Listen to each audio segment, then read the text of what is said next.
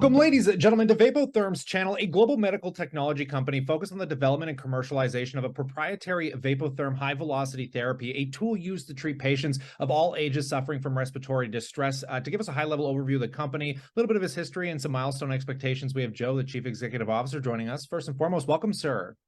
Kyle, thank you so much for having me today. Really appreciate it. Looking forward to the conversation. Yeah, and a pleasure to get you on. So getting right into this, you've kind of been innovating this non-invasive respiratory support category for more than 20 years. For newer audiences, you want to just give us an introduction to the company?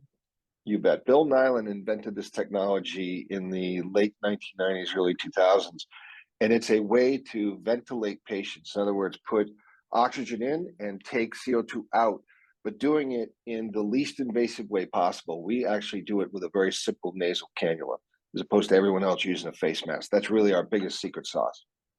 Now, I just want to kind of get a clerical view. We kind of got through the first half of this year. We're in the last little bit in this kind of recessionary environment. What are you focused on? What should investors pay attention to here for kind of milestone expectations? So if you don't mind, Kyle, I'm going to turn it back just a little bit because during COVID-19, we were the go-to technology to keep patients from having to go on a mechanical ventilator. When the COVID virus transitioned from Delta to Omicron, that was in the first quarter of 2022. We were poised for really dramatic growth. That's what we had really built the company around. And now we saw a significant growth driver evaporate. So really, where we are today is all as a result of the activities we launched in the second quarter of 2022. We call that our path to profitability. And the idea being very simple. We needed to get our business to profitability, and we needed to do it by the fourth quarter of 23 with the appropriate capital.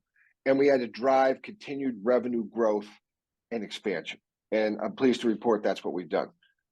Yeah, that's incredible. When we come back, we're going to expand on that a little bit farther, but I want to roll back. You've been with the company since what, 2012, and have this extensive history and kind of leading roles in medical focused companies. Do you want to just give us an idea of what led up to that aha moment? What made you kind of step into this role at Vapotherm? So we had sold my last company to Medtronic for $525 million, and it was in the advanced energy space. And I was chasing tuna in the Gulf of Maine, enjoying myself, and a bunch of my venture capitalists who'd made a lot of money on that deal called me up. They had investments in a company called Vapotherm, and it was not growing anywhere near like it should. It was a very small company, $6 million in revenue. Kyle, believe it or not, the gross margins in this business were actually negative when we came in.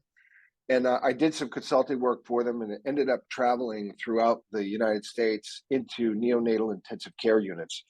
And I was standing in a neonatal intensive care unit in New Jersey when it all of a sudden hit me what this company's true calling was.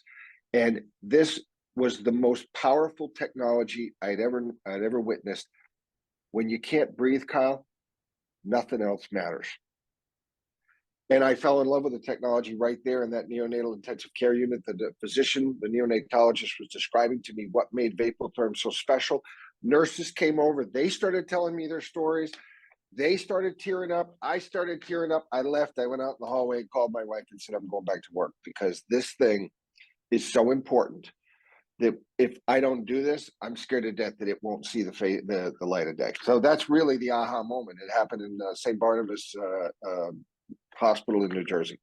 Yeah, I love how mission-driven this is coming out of you. It's really intriguing to say the least, but I'll pass that question off to the viewers. We'd love to know what you think in that comment section below, and consider subscribing because as news and catalysts come down the wire, of course, we're going to bring it to you here. But on that, we look forward to catching you in the next one.